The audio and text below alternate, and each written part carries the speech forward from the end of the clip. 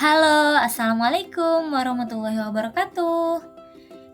Kami dari kelompok 5 akan menjelaskan materi terkait topik 6, modul implementasi pembelajaran dalam UBD dengan dosen pengampu Ibu Dr. Iing Dwi Lestari MSI, PPG Prajabatan Gelombang 1, Universitas Sultan Ageng Tirtayasa tahun 2023 dengan mata kuliah Perancangan dan Pengembangan Kurikulum. Hai, perkenalkan kami anggota dari kelompok 5 yang terdiri dari Intan Juwita, Otis Aprilia, Abu Bakar Caniago, dan Siti Fadilatul Kamilah.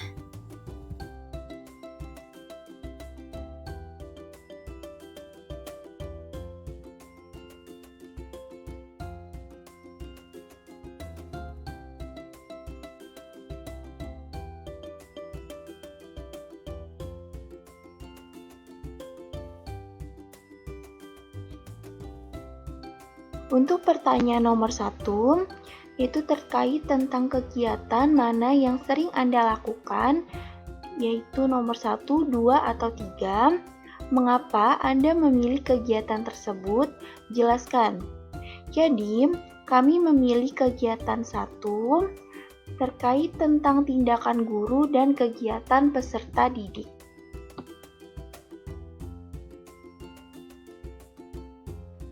Tindakan guru pada kegiatan pertama yaitu instruksi didaktik atau langsung, yang terdiri dari demonstrasi atau permodelan, ceramah dan tanya jawab, memberikan pertanyaan khusus.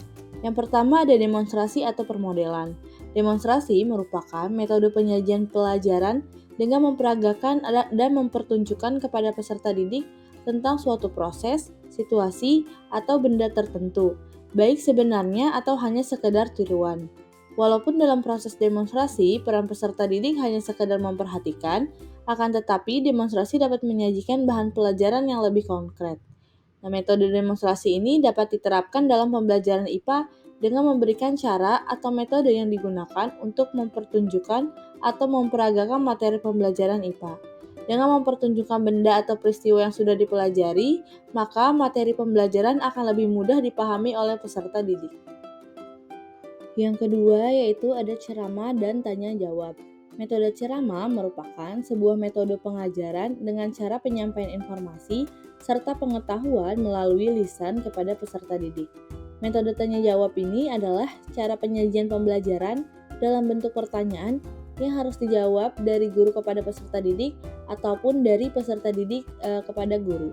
Adapun pelaksanaan dalam metode tanya jawab antara lain yaitu meninjau ulang pelajaran atau ceramah yang sebelumnya, menyelingi pembicaraan agar tetap mendapatkan perhatian peserta didik, dan mengarahkan pengamatan serta pemikiran mereka. Yang ketiga yaitu ada memberikan pertanyaan khusus. Guru dalam setiap langkah proses belajar mengajar sering bertanya kepada peserta didik. Bertanya merupakan ungkapan verbal yang bertujuan untuk meminta respon dari orang yang dimintai. Respon ini dapat berupa penjelasan, keterangan, informasi, ataupun pengetahuan yang telah melalui pertimbangan. Sehingga dengan bertanya dapat menstimulus orang yang ditanya untuk berpikir.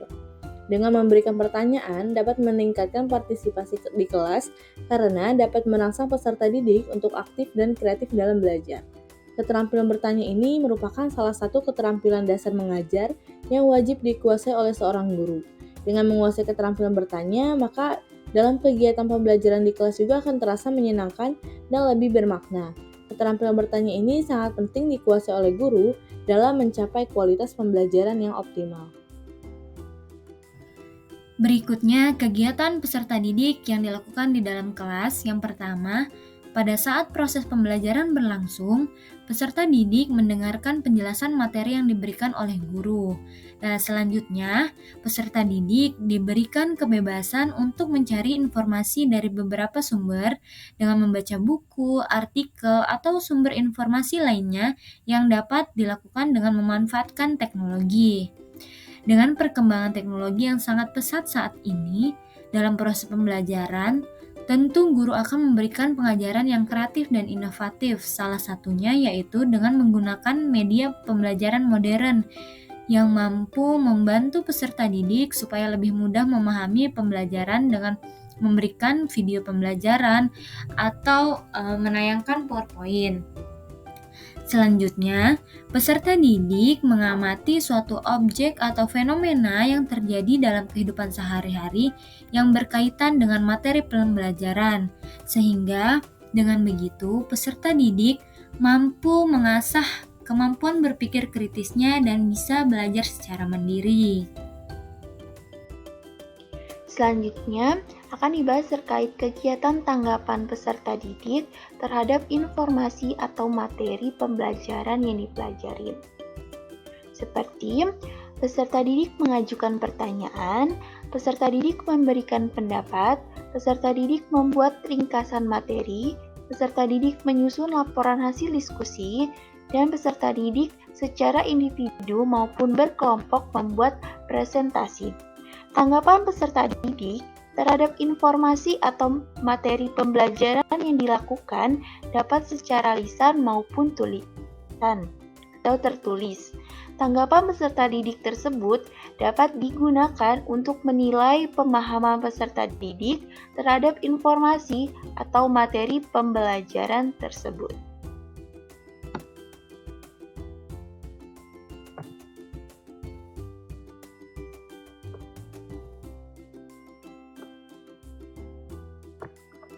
Selanjutnya, kegiatan peserta didik yang dikategorikan sebagai menerima, menanggapi, ini penting untuk dilakukan dalam proses pembelajaran. Kegiatan-kegiatan tersebut dapat membantu peserta didik untuk menerima dan memahami informasi atau materi pembelajaran, mengembangkan keterampilan berpikir kritis dan kreatif, dan meningkatkan partisipasi aktif dalam pembelajaran. Dengan melakukan kegiatan-kegiatan tersebut, peserta didik akan menjadi lebih aktif dan kreatif dalam pembelajaran. Peserta didik juga akan lebih memahami informasi atau materi pembelajaran yang diberikan. Nah, dari kegiatan-kegiatan peserta didik yang sudah dijelaskan sebelumnya, tentunya ada aksi nyata yang dilakukan oleh guru untuk membantu peserta didik dalam melaksanakan kegiatannya pada proses pembelajaran di kelas, yaitu yang pertama, membimbing peserta didik untuk mampu belajar secara mandiri. Yang kedua, memberikan media pembelajaran berbasis teknologi sesuai dengan perkembangan teknologi masa kini. Yang ketiga, memberikan pertanyaan pemantik, asesmen berupa asesmen awal, pretest, dan juga posttest. Kami melakukan hal tersebut dengan alasan kami membimbing peserta didik untuk mengamati pembelajaran yang pastinya bisa dikaitkan dengan kehidupan sehari-hari. Kami juga membimbing peserta didik untuk mencoba, berlatih, dan memperbaiki terkait hal-hal apa saja yang kurang tepat dan mestinya bisa diambil dalam pembelajaran yang sedang berlangsung. Nah, pada prakteknya, kami sering memberikan video pembelajaran agar peserta didik mampu mendengarkan, menonton, mencatat, membuat pertanyaan, dan mengambil kesimpulan inti dari materi pembelajaran. Menurut kami, hal tersebut mampu memicu peserta didik untuk mandiri dan mendorong peserta didik mampu bernalar kritis, kreatif, sesuai dengan sudut pandang mereka. Kemudian, kami juga memberikan asesmen berupa tes diagnostik non-kognitif maupun kognitif, pretest, dan juga posttest kepada peserta didik guna untuk mengukur tingkat pemahaman mereka pada materi pembelajaran yang sudah diajarkan. Pertanyaan selanjutnya yaitu, kegiatan manakah yang menurut kelompok Anda cocok dan sesuai untuk peserta didik masa kini? Tolong jelaskan.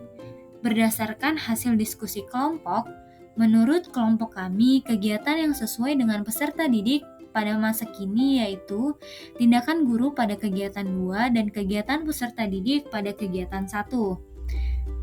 Nah, karena pada kegiatan tersebut telah mencerminkan adanya pembelajaran yang berpusat pada peserta didik, sehingga akan membuat pembelajaran menjadi lebih bermakna dan peserta didik akan lebih memahami.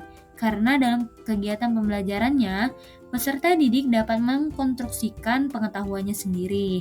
Selain itu, pada kegiatan 2, dapat mengasah peserta didik untuk selalu bertanya dan mencari solusi atas pertanyaannya, memotivasi dan mengaitkan keterlibatan peserta didik untuk lebih aktif dalam proses pembelajaran yang sesuai dengan kurikulum Merdeka. Berikut adalah referensi yang digunakan dalam diskusi kelompok. Baik, cukup sekian penjelasan materi dari kelompok 5.